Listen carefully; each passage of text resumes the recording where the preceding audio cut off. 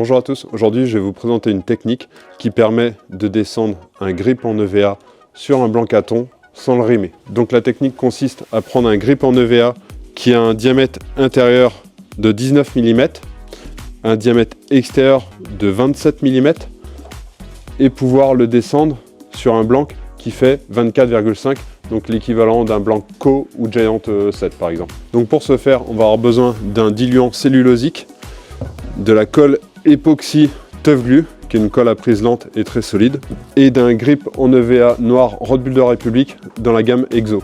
Donc quand je prends mon grip en EVA, il bloque au niveau du trail, et ben je vais commencer à mettre de la colle environ 10-15 cm au-dessus.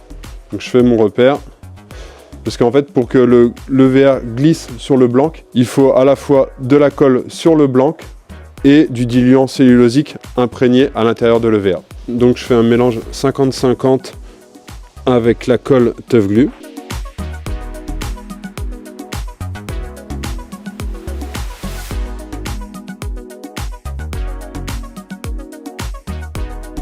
Donc là j'ai mis de la colle sur le blanc. J'ai plus qu'à prendre le diluant cellulosique, donc c'est quelque chose qu'il faut plutôt faire attention, c'est un produit chimique. Donc au moins faire ça en extérieur et avec des gants. Je vais remplir mon grip en EVA. Donc ça permet de vraiment bien enlever les impuretés et la poussière d'EVA qui est à l'intérieur du grip. Et donc là mon EVA, en un seul coup, je vais le descendre jusqu'en bas du blanc. Voilà, donc il faut vraiment y aller d'un seul coup.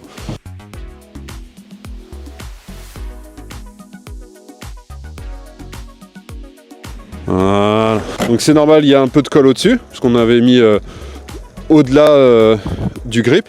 Et donc là, il n'y a plus qu'à enlever l'excédent de colle et mettre le cardan.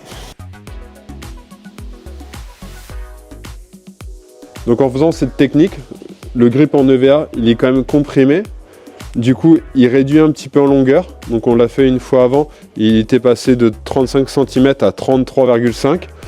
Et là, on voit par exemple que si on tient un petit peu en bas et qu'on l'étire, en fait, on voit qu'il remonte là. Il remonte, il remonte, il remonte, il remonte. Il reste vraiment toujours en bas, bien contre le cardan.